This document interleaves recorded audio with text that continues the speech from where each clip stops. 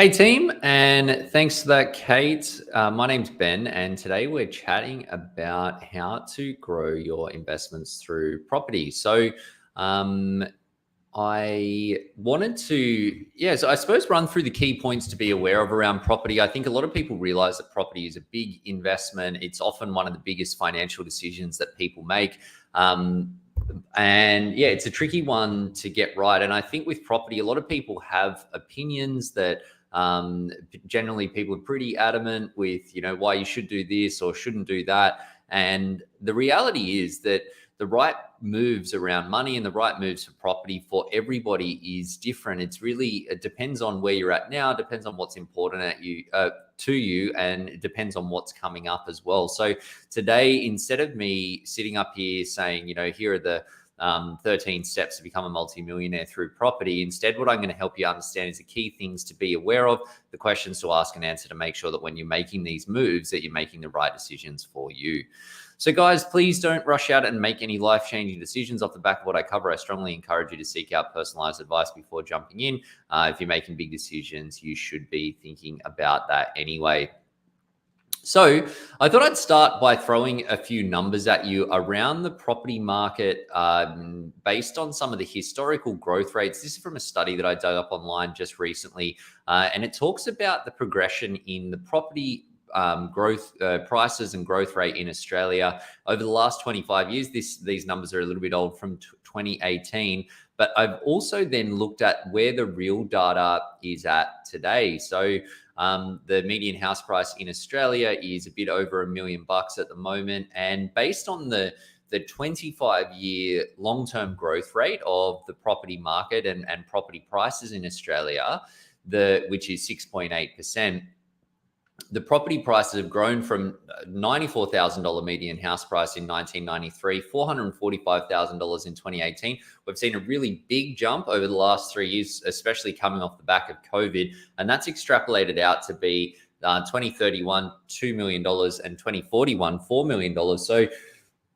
let's see, there's obviously some really big numbers here. Keep in mind that in 20 years time, a latte is probably going to cost you $10. So there's a little bit of an inflation thing in here, but you can see that there is some significant growth that's expected. And we've seen historically, and I looked at some stats for another presentation I did recently, property tends to double every 10 years. So what that means is that there's opportunity to grow your investments, to grow your assets through property. It also means that the sooner you get into the market, the faster you get on that ladder and then start benefiting from that growth, instead of just the alternative of the frustration with the property market and missing out and constantly trying to catch up and sort of chasing your tail. So, coming out the back of COVID in particular, some things have changed and some are unchanged. What we're seeing is that there's ultra low interest rates at the moment. They are rising a little bit, but we are seeing super cheap money out there at the moment, which is making it easier for some people to get into the market. It's also what's fueling a lot of the growth in the market in the short term. The other thing is that we don't know exactly what the new normal is going to look like coming through COVID. We're getting a little bit more and more normal day by day, but obviously there is a bit of a change there. And we've seen a serious disruption to the property market, both people moving out of the CBD type locations, Sydney, Melbourne, Brisbane. I'm based in Sydney, and seen a lot of people in Sydney moving out of Sydney to cheaper locations where they can get cheaper properties. With the rise of work from home and the fact that work from home is likely to persist for a lot of companies, that change is structural and in my view going to exist well into the future. And the government is just plowing money into the economy. They've done tons through COVID. They're continuing to stand behind that. So we're seeing a bit uptick with that. But while there have been some key things that have changed, there are some important things that are unchanged as well. Now, things that are the same is that you still want more money to live an epic lifestyle. There's a lot, like the economy is going really well for a lot of companies as well. And we're seeing smart companies making good money. People still want to live in desirable suburbs. So I've used the example of Bondi here because everybody knows Bondi, but people still want to live in Bondi. They still want to live in South Yarra. They still want to live in Paddington. They want to be in those areas that are, have good facilities, good cafes, the access to schools, city for the flexibility around that as well. So while there are some big changes afoot, that I think that the new normal is pretty normal. And that is important when you're thinking about where to with property. I'm seeing a lot of people sit on the sidelines and they're waiting for this magical thing to happen and these stars to align. But there's a lot of fundamentals that are unchanged. So I know that everyone's situation is unique, but I found that when it comes to property and property decisions and property investments, that there are some common challenges that hold people back. The three biggest ones that I see here are information overload. So it's like there's so many options, so much information. It's like we're drinking from the fire hose. Second is that people are struggling to really find balance between getting ahead with money at the rate that they want while they live the lifestyle that they want.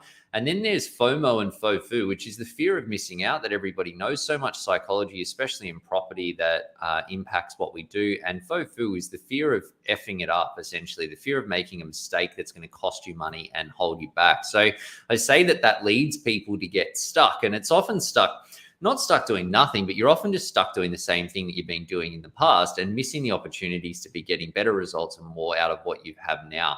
So there's three things that you need to get right to be successful with property, to be successful with your money generally as well, which are your structure, strategy, and solution. So structure is all about making it easy to save and manage your money and making it clear how much money you've got to work with when it comes to getting into the property market, paying down your mortgage, buying that next investment property, whatever the case may be, or investing or anything else that you can be doing with your money. The second one is your strategy. So that's about getting clear on what the ideal strategy is for you, knowing what you're working towards, like what is the goal here, being really clear on what your action plan is so you know what your next steps are and what's coming up. And then the third element that I've got here is your solution. So what are the investments and the product solutions that you use to back up your strategy? What properties do you choose? What investments do you choose? And the aim here is that you want to make reliable, consistent progress over time. And importantly, that you avoid the chances of downsides and setbacks and those momentum killing mistakes. Now, I've found that if any one of these three elements is missing, it ends up dragging down on the rest. So if you don't have a good structure in place, you're like working with the leaky bucket. For property in particular, it's like it's really hard to get the confidence to pull the trigger on $1 million purchase or some big chunky property purchase if you don't have confidence in your numbers. If your strategy is missing, you're leaving money on the table, peace of mind on the table, you're probably going to struggle to put yourself in a position to take action as well. And then the third one is if you don't have good investments or if you choose dud properties or other investments, you're going to blow up your cash and suffer as a result. So they're not steps, but it's three elements that you absolutely need to be getting right. Guys, before I get into the property specific content, I just want to chat through some of the different stages that I see people go through with their money and the things that you can do to progress between the stages. Because from talking to people about their money over a long period of time, I've realized that essentially people tend to pretty neatly fit into one of four different stages with their money, essentially ranging from really bad to really good. And what defines where you're at in terms of those stages is how quick are you getting ahead with your money, how you feel about your money, and your ability to live the lifestyle that you want. So the first stage that I see people in is this distress stage. And for people in the distress stage, that's where they're essentially making no financial progress at all, or in some cases, even going backwards. From a peace of mind point of view, they're completely stressed out. And from a lifestyle point of view, they're trapped because they've got no money to live the lifestyle that they want or make the personal choices that they want. Now, I've found that you can't actually get out of this distress stage without making a commitment to your money. Money is one of these things that it is really important, but it's never really urgent. So it's easy for it to end up on the back burner and put off for a tomorrow that never comes. And it won't just happen on its own. The next stage that I see people in is stalled. And for people in the stalled stage, that's where they're making some financial progress, but it's slow and slower than they would like it to be.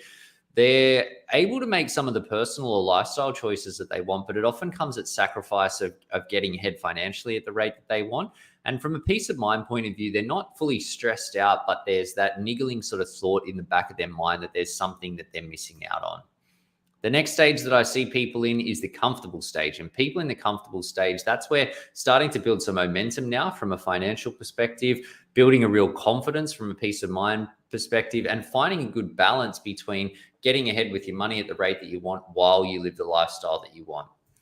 The fourth stage is what I very technically labeled the killing it stage. And for people in the killing it stage, that's where you're now, from a financial perspective, making some really rapid acceleration, essentially no limits on the personal or lifestyle choices that you can make because you've got piles of cash to throw at the things that you want to do. And then from a peace of mind point of view, you're feeling completely carefree. As I said, that it is a progression, and there are some things for you to do to progress through the stages and to accelerate how quickly you progress between the stages. The first is making that commitment, which none of this can happen without that. The second is about taking action and taking ongoing action. So you got to do some stuff. It's great to have great ideas about money. It's great to have great plans with your money. And sometimes we get really excited when we're working on plans, but we know that the planning is only a method or a tool to help you get to the outcomes, the results, the dollars in your bank account, essentially.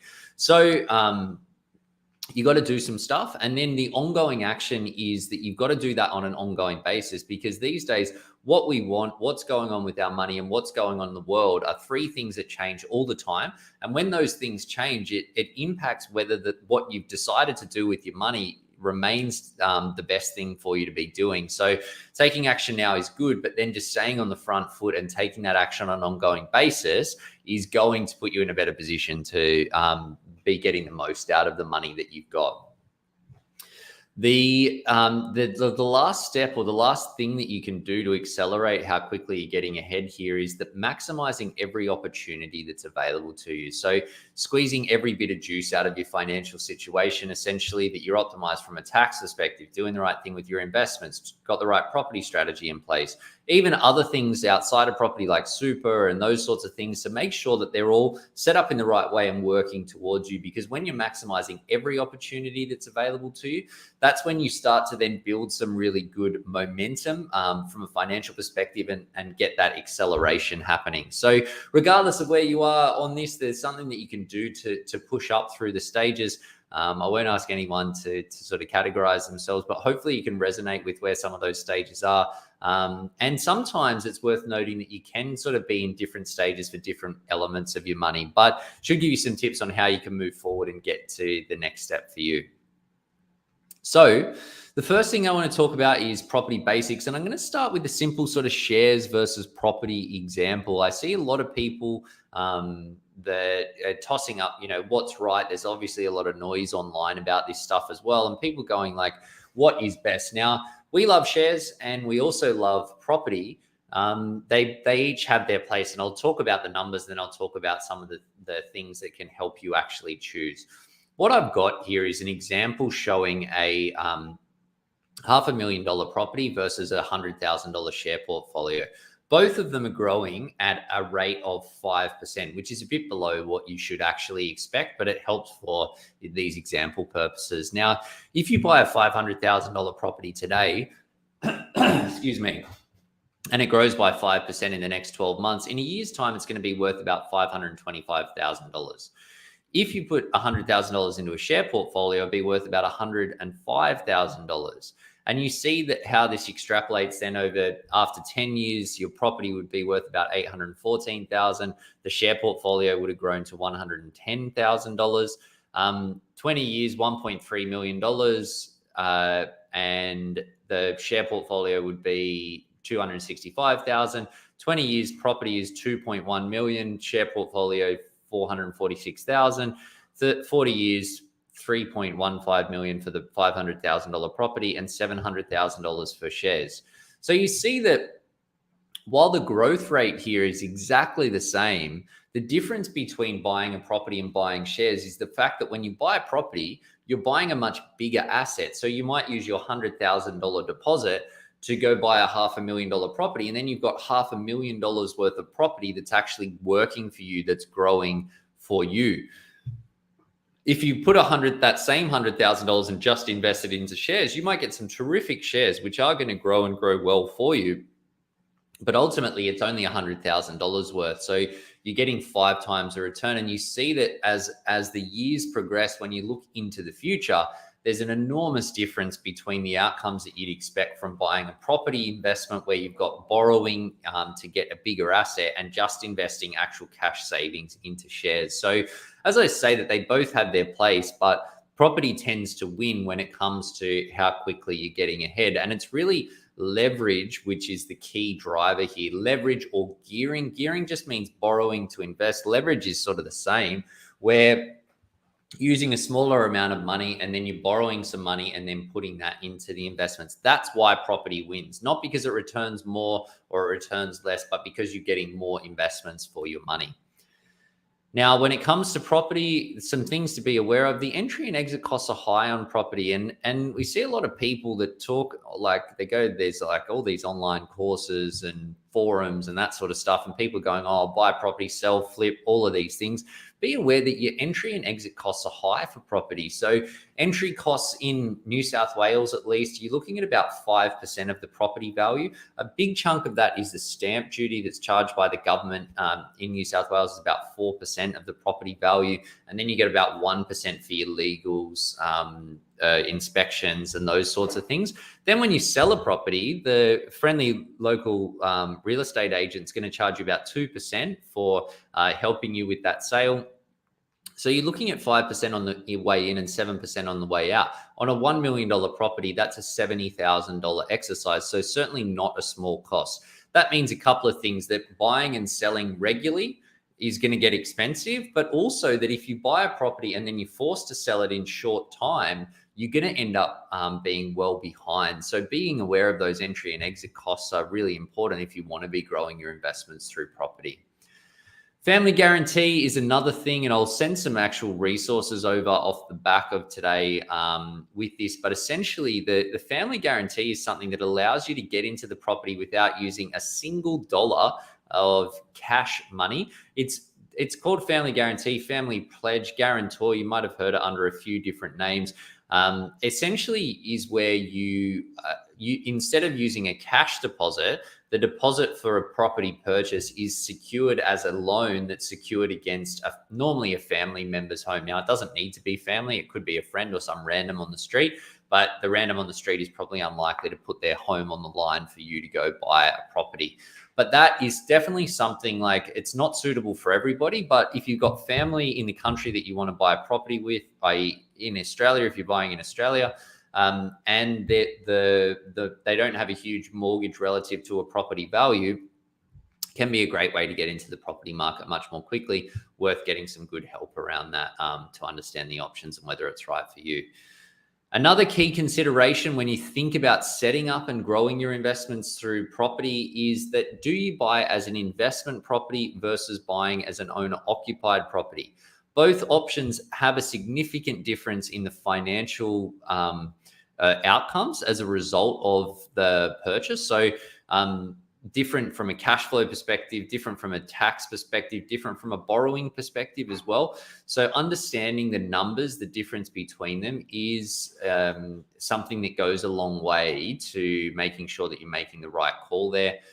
Also thinking about where to buy, and there's a lot of differing opinions on this. And I think if you ask 10 people that, you probably get 10 different responses. But obviously, like, we've got a philosophy around this, and ours is that we suggest to clients generally that you buy where there's strong population growth predicted and limited supply. So strong demand, limited supply, basically the fundamentals of the market. Now, I mentioned we're based in Sydney, in New South Wales, in and around Sydney, looking at the areas sort of 5 to 10 kilometers from the CBD. You're looking at eastern suburbs, lower North Shore, inner west, and those are areas where the supply is limited in that there are zoning laws that prohibit councils from just throwing up massive high-rise apartment blocks. And the demand is strong because the population is growing. People want to live there. Going back to what I was saying at the start, that these are desirable suburbs that have good cafe culture, university, schools, jobs, all of those things. So strong projected demand over the long term, limited supply supports strong property prices. Now, not to say that you can't make money doing something different to that. Certainly a lot of people have. But I see that where the population growth is not going to be as strong and the demand might be not be as strong, therefore, then you are sort of facing a little bit more risk. And one of the things that I'm seeing a lot of at the moment is people looking at areas like South Australia and Tasmania to buy properties. And we've seen strong price growth in those areas in the recent past. In my view, that is likely to cool at some point because the world will return to some level of normal. And I feel like not all the people that have thought that that's a great idea will think it's a great idea 10 years from now, because the population isn't expected to grow at the same rate in those areas. It also means that the demand can be limited. So again, a little bit more risk. It comes down to philosophy. When you do buy in those areas with strong population growth and limited supply, you're unlikely to pick up those big bargains that you might see if you manage to stumble across the next property hotspot. And it means that you're not going to potentially get the massive uplift, but you think about how much risk you actually need to get the results that you want. And you don't need to shoot the lights out with every investment to get good results, but you do need to avoid setbacks and average or below average outcomes when you buy. Another really important thing, and this sounds like a really simple thing, but it's something that a lot of people don't actually think about too much, is the balance between your home and your non-home assets. So if you want to grow investments through property, that's great. Your home is definitely an investment, and there's no two ways about that. It's got a value to it. It's part of your wealth for sure. It might even be one of your biggest assets, if not your biggest asset. But it's really your investments and assets outside of your home are the things that are actually going to deliver you financial security and stability in the future. What I mean by that is it's lovely. You could have a $10 million roof over your head, but if that's the only asset that you've got, you're not going to be able to pay, you're not going to have any pocket money. You're not going to have any wealth outside of your home.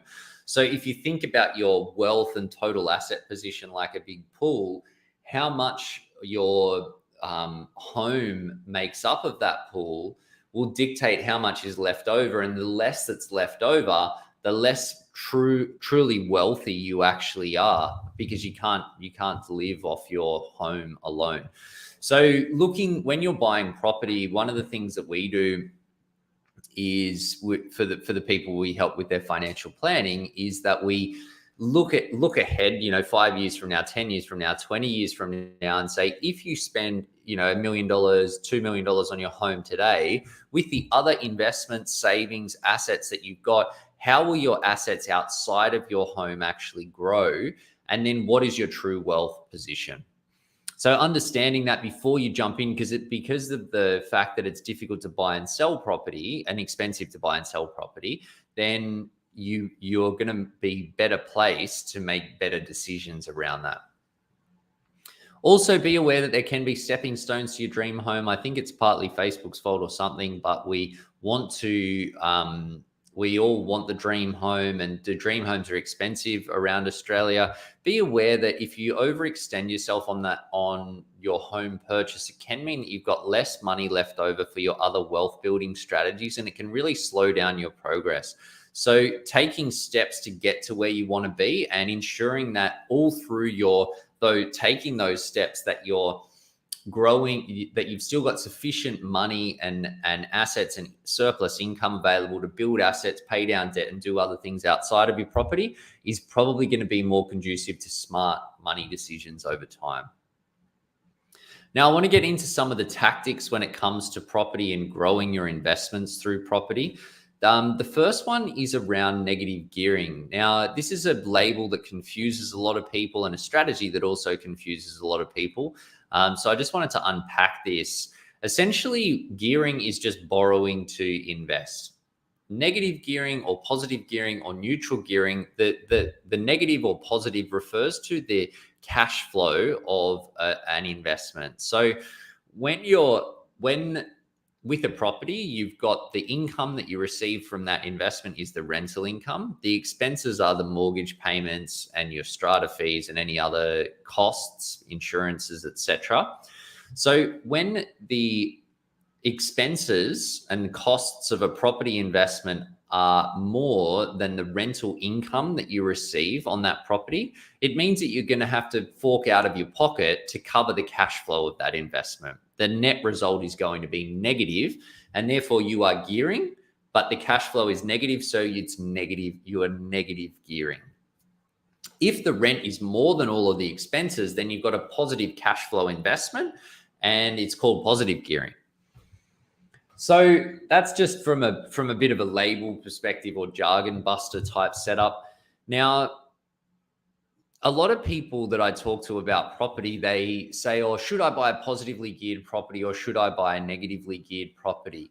Now, if you could choose, if you could get two identical properties and one was positively geared and one was negatively geared, you're going to choose the positively geared property every single day of the week, because a positive geared property is going to give you positive cash flow. But the reality is that the two properties are different, because some properties, like for example, rural and regional properties, they generally have much higher rents because there's less rental properties in those areas, and they have lower mortgages, so they tend to be more positively geared. But that's not the same as a property like you go buy a place at Bondi. That will be more expensive from a value perspective. The rent relative to the value is less, so that's more likely to be negatively geared, especially when you first buy it and when your borrowing levels are the highest. So you're choosing a different strategy. So you don't get to just choose, do I negatively gear, do I positively gear? You really need to decide first on what sort of property you're going to target buying, and then that's going to give you an indication of whether you're close to negative or positively gearing.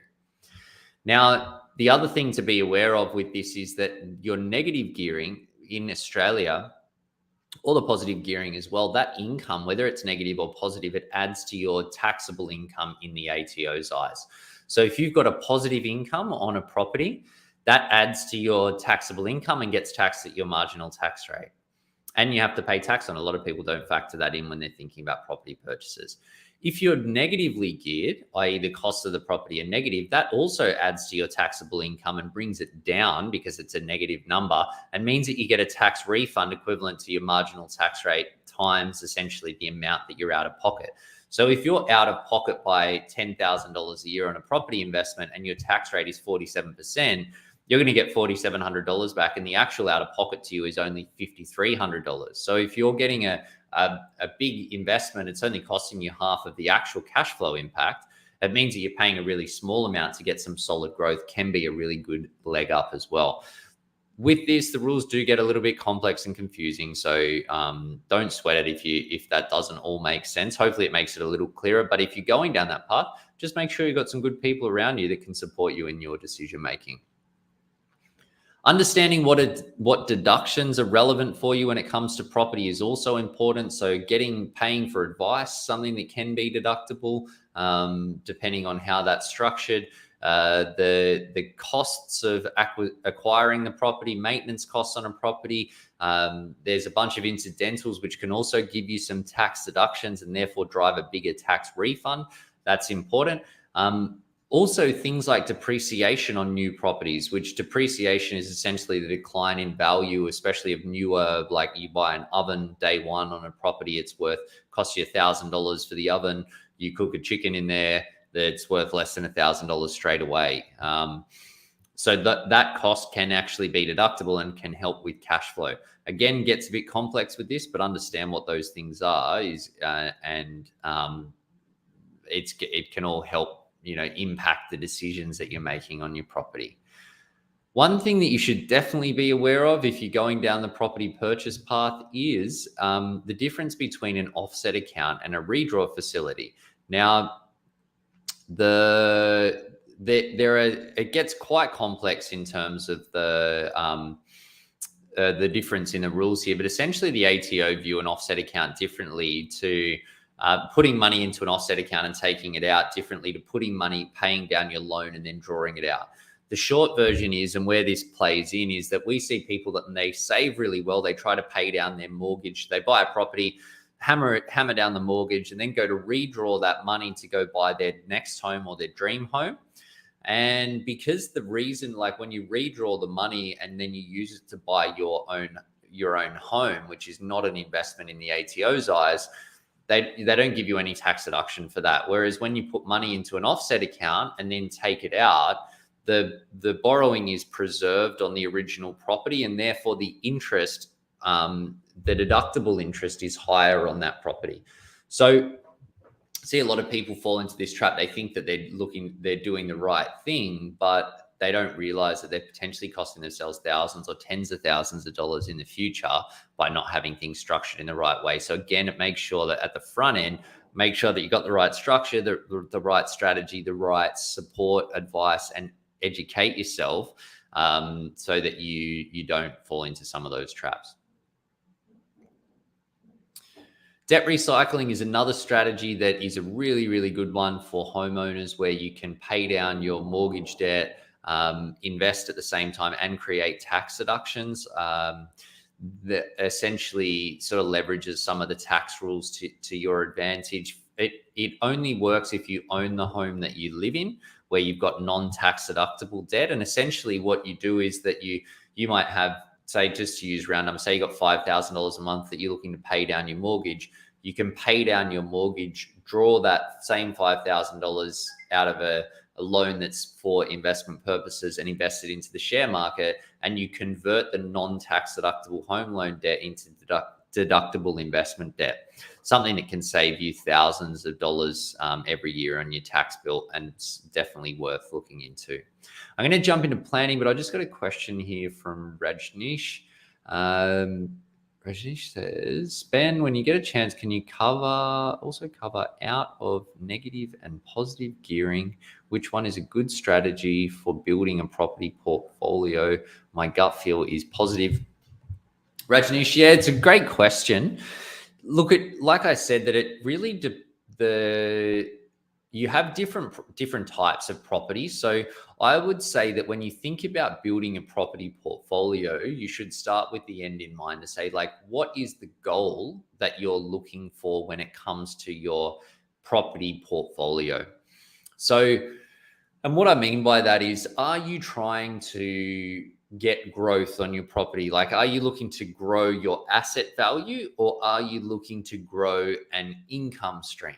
So your gut feel is right. If you are looking to grow an income stream, then buying positively geared properties is good, in that every property should be more and more positive income, and then you build it up. Often there's a negative relationship, or a negative correlation between the amount of growth that you get on a property and the amount of income that you get on a property. So if you've got low income, you normally get high growth. If you've got high income, you normally get lower growth.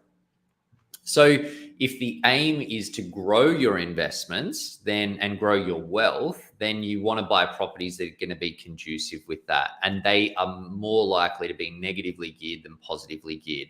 Now, when you look at the numbers, again, it depends on the property and depends on the strategy. But if you look at the numbers, the income return on property from positive, like properties that have a higher positive yield, to use a little bit of jargon, they're generally, you're talking about thousands of dollars or tens of thousands of dollars a year. When you talk about the blue chip properties that are designed to growth, and I just keep going back to that area of Bondi because everyone knows it, but those properties, if you've got $1 million property that's growing by the 25-year return of 6.8% a year, that property is going to be growing in value by $68,000 each and every year. So if your options are, do I get $2,000, $5,000, $10,000 in rental income, positive rental income from an investment property that isn't going to grow, or do I get $68,000 from my negatively geared investment property that I have to fork in a few bucks for, but I'm going to be ahead by $68,000 a year, then you might end up, on balance, the numbers suggest you might be better off with the one that's got strong growth as opposed to just the positive income. Hope that helps, Rajneesh.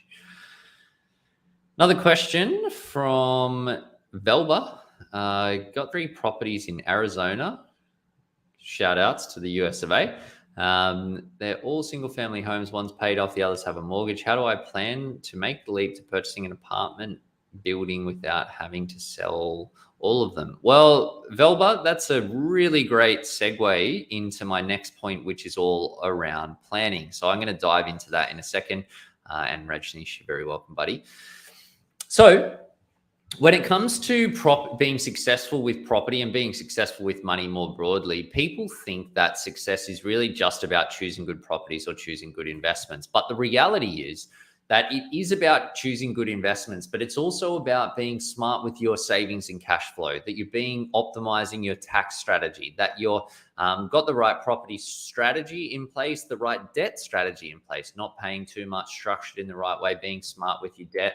It's also about managing risk, making sure that you're on top of the financial projects. In almost every property is like a project that you need to manage and manage effectively. Being on top of your estate planning, having clear goals and targets as well. So there's a lot of different elements that actually make up success that you need to get right. And look, when people think about their money, and we do a lot of work with people that work in sports, and there's a lot of crossover between sports, health and well-being, relationships, and also money as well. Essentially, when it comes to your money, if you think about being good at saving and investing, or if you are good at saving and investing, that's going to lead to a good level of performance.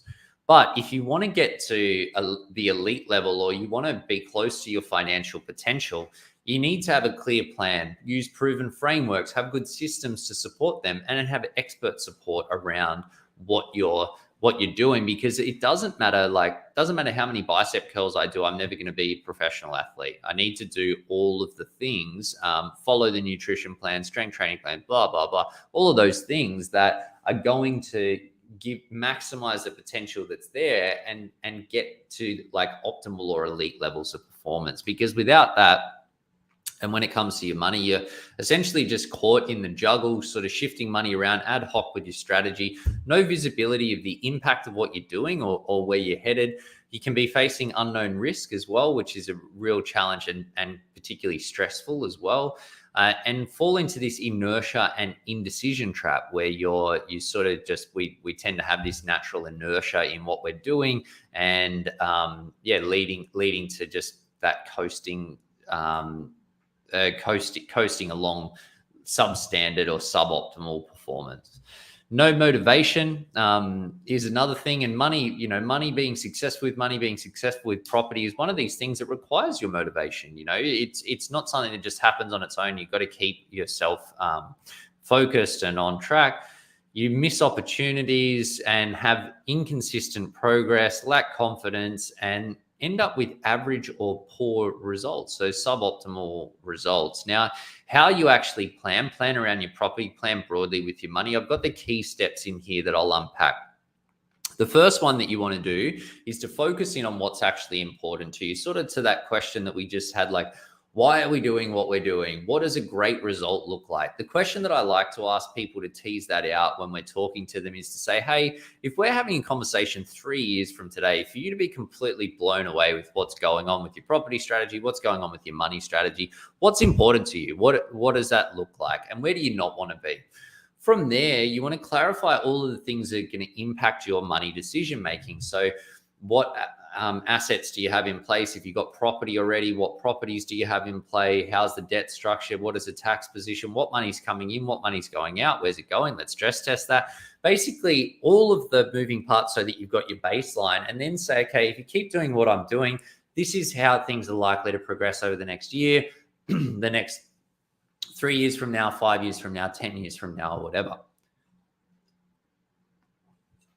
What that also allows you to do is that if you start to then change things, so say you buy that next property investment, you sell a property investment, you buy that apartment, whatever, that you can see what the financial impact of that decision is. So what it means for the money, and then you can assess like the risk, what it means for your lifestyle, your ability to do the other things that you want to do as well.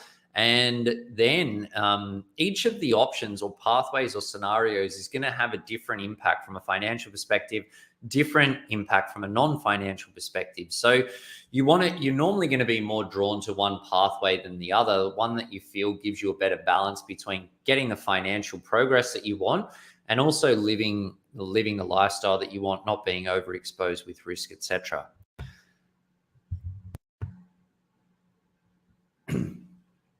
The next step from there is you just want to break it all down into a really clear action plan where you know what are the 13 steps that you need to take to get from where you are to where you want to be. From there, try to automate as much as possible so you can just get out of the way and let your money do what it's supposed to be doing. Then you can focus on the things that are important to you that you want to do, knowing that your money's doing what you want it to be doing as well. The outcome of that in going down that path is that if you do it right and do it well, you simplify your day-to-day, you get clarity and visibility on where you're headed and the impact, the results that you can expect, taking smart risk, putting yourself in a position to take action, build your motivation, maximizing the opportunities that are in front of you, and making predictable progress, which is a really important thing that gives you a lot of confidence for making your future decisions and knowing that you're on a financial path that you're happy with, that's going to lead to where you want to be. That in turn gives you confidence and ultimately is going to deliver results. It's going to deliver the outcomes. And it's great to have great ideas about money, but ideas aren't going to pay the bills. It's all about the dollars in your bank account and the outcomes that you get if you want to actually put those ideas into action. So I'm going to chat about mistakes that I just can see a couple of questions here. Caitlin says, can we talk about how this applies in the New Zealand market? And also how do you get started on low income? So the first question first, Caitlin, it doesn't matter so much really what country you're in as to how you tackle some of these decisions, whether you're in NZ, Kia ora, or in the USA we just saw, or anywhere else essentially. Now, there are some slightly different dynamics in different property markets. You look at like the European property market, for example, American property market, that it is a little different to the Australian market or the New Zealand market, mainly as a result of their size. But my wife is a Kiwi. I understand a bit about the market there. We spent a little bit of time over in New Zealand when we were allowed to get on planes and stuff. The markets are very, very similar. So there's no significant difference, I don't think, although there are some differences in borrowing strategies and abilities and the tax side of things as well. So I would say that a lot of that applies. I know that in New Zealand, they've seen similar growth rates over the recent past or over the long term, essentially. The gearing benefit still rides. The only differences are around the tax side of things, which I'm not an expert in. So I'd say get some good support around that. But broadly, it's all the same. So I hope that one helps, Caitlin. In terms of getting started on low income, I think it's about having a solid plan. So hopefully that planning gave you a bit of an indication as to how you can tackle things on that front. Really, like starting and like having the stepping stones piece, I think is particularly relevant if you are on a lower income, that you don't want to overextend yourself. And it's really important that you've got good risk management in place, both through your planning as well as potentially like insurances and that sort of stuff as well, Caitlin. So I hope that one helps. Jerome says, hey, I heard you are not able to claim the interest deduction if we refinance the property and the new amount we borrow is not tax deductible. If yes, what sort of strategy can we use to avoid it? Well, I think I understand the question, Jerome, but correct me if I'm wrong here, that essentially if you're asking about if you have a property and then refinance it, and I'm assuming that it's because there's some equity in the property, i.e. the property's gone up in value and the debt is still relatively low, that you then borrow more money for that refinance. Now, the rules under the ATO's eyes is that the purpose that you're borrowing that money for, if that's for investment purposes, then it ends up being deductible. If it's not for investment purposes, then it's not deductible, essentially. So if your property goes up, you buy a property, you pay down a bunch of mortgage, and then the property goes up in value and you go buy $100,000 and go do a round the world trip, you're not going to get a tax deduction for that loan. It doesn't matter if the property is an investment or your own home, you're not going to get a tax deduction. So that's why the strategy is all important, and the difference between the offset accounts and redraw that I mentioned before, that it's different. If you have an offset account that's linked to your mortgage and you put $100,000 into your offset account, say, then you take the $100,000 out of the offset and you can go around the world. You can buy the biggest flat screen TV that anybody's ever seen, buy yourself a boat, like whatever. because the debt was always there against the property, then it means that the purpose was to buy the property. And if that property is an investment, then the debt ends up being deductible. So Jerome, yeah, hope that one helps, but that's why it's important that you want to know at the front end why to do that. And if you are refinancing for investment purposes, then my understanding, and you should confirm this with a tax professional, but my understanding is that that should be deductible. So I hope that one helps, buddy. Luke says, as a younger person looking to get into the world of real estate, what are the most important things? What are the most important things? Sorry, I just lost my place there. What are the most important steps to take in order to develop good credit and work towards making a down payment on your first property? Any extra advice for young folks who want to invest in real estate? That's a great question, Luke. Look, in Australia, we have credit scoring, so check your credit score. But you don't really need to. There's a bit of a myth that like you have to get a credit card and get some borrowing to impact your credit score. In fact, that's not the case. So I think if you're paying your bills on time, that all factors. And look into positive credit reporting. There's a lot of interesting information out there about that to understand what makes up your credit score and what impacts your credit score. And then it's really just, if you're saving and you're good at paying your bills, you're not paying bills late, if you've got a credit card that you're paying it monthly, that you don't have too much credit, that will not so much impact your credit score, but will impact your borrowing capacity when it comes time to borrow, then you should be in a pretty good place. For young folks that want to invest in real estate, to the last part of your question, really just get started. Be clear on what you want to do, because a property purchase is like a huge thing, and getting a property purchase seems like a huge task. Instead of just thinking, I need about $100,000 or whatever that number is for you, go, I need $123,000 or $97,500, like knowing exactly what that is, and then figuring out like what your goal is, and then figuring out the pathway to get there. It's going to give you massive motivation as you put in the grunt work to get there, because it is going to take some work. So being clear, knowing what your timelines are, and then you're sort of hacking your thinking, have a clear plan. That should go a long way. I hope that one helps, Luke. Caitlin, you're welcome. Jerome says, thanks. You're welcome, Jerome. And Joanne says, hey, Ben, what considerations should be taken into account when buying investment property in Australia when living overseas? Joanne, just you want to understand with that one, bit of a tricky one, but understand the tax considerations. There's there's costs as well, foreign investment review board stuff, offshore residence. If you're a citizen, it's a little bit different to if you're not a citizen. So understanding the complexity, maybe getting someone to help you with that stuff might be worthwhile looking into. And then the tax rules, and that's different depending on what country you're in. The tax in the place that you're currently located, the tax in Australia, being aware of those and making sure that the property purchase makes sense based on that. But if you're an Australian citizen, expat living overseas, that we see a lot of people do, that can be a great way to build wealth, certainly achievable, and something that can make sense if you're planning to return to Australia and base yourself here in the future. So that one helps.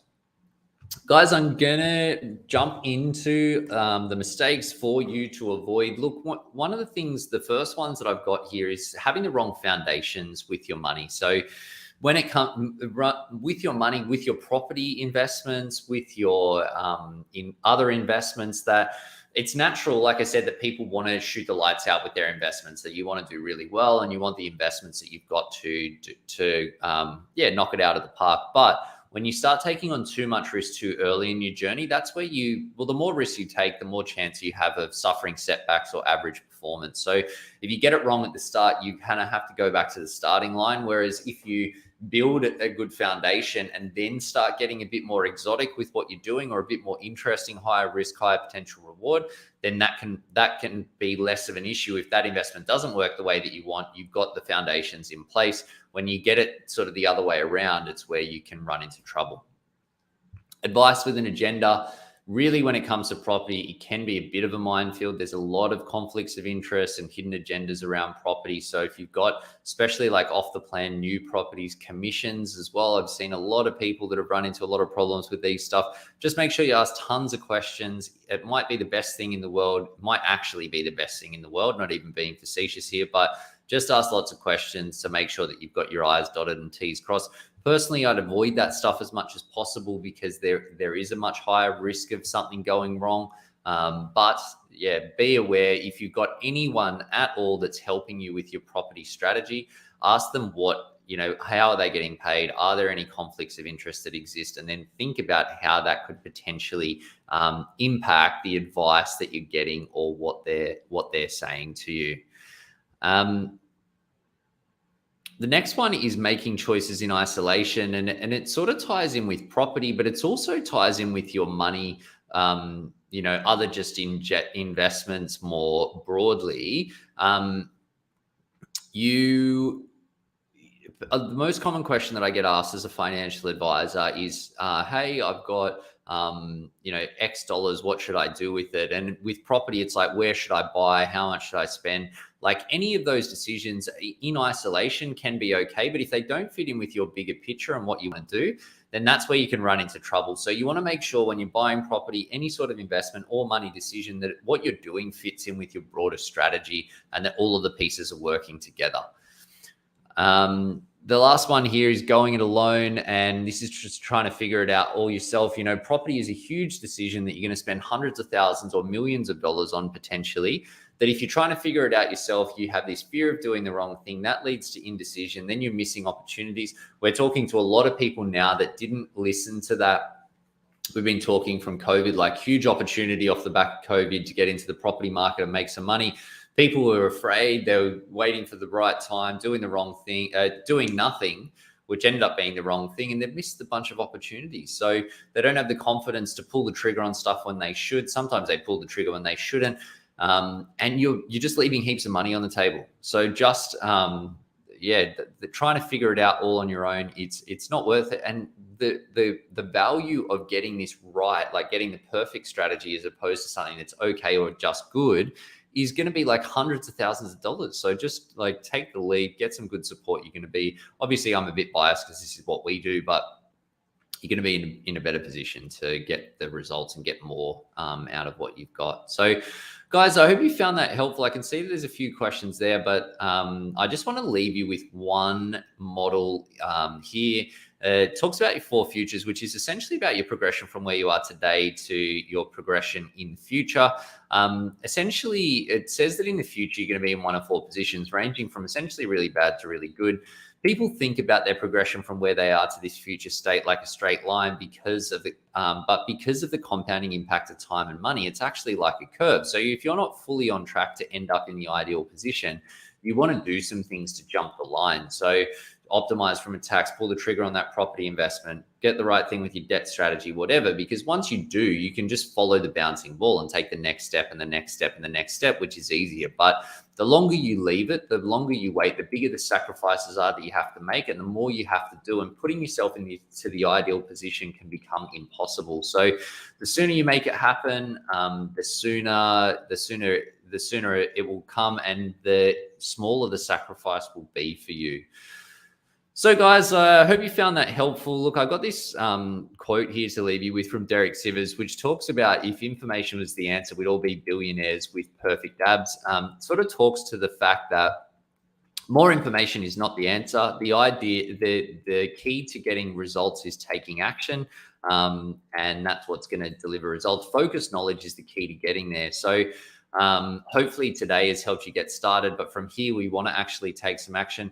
Look, guys, this is the stuff that we help people with as well. I've got a link here which we'll send around in terms of more content, which you can get around both with General Assembly and through the Pivot Wealth website.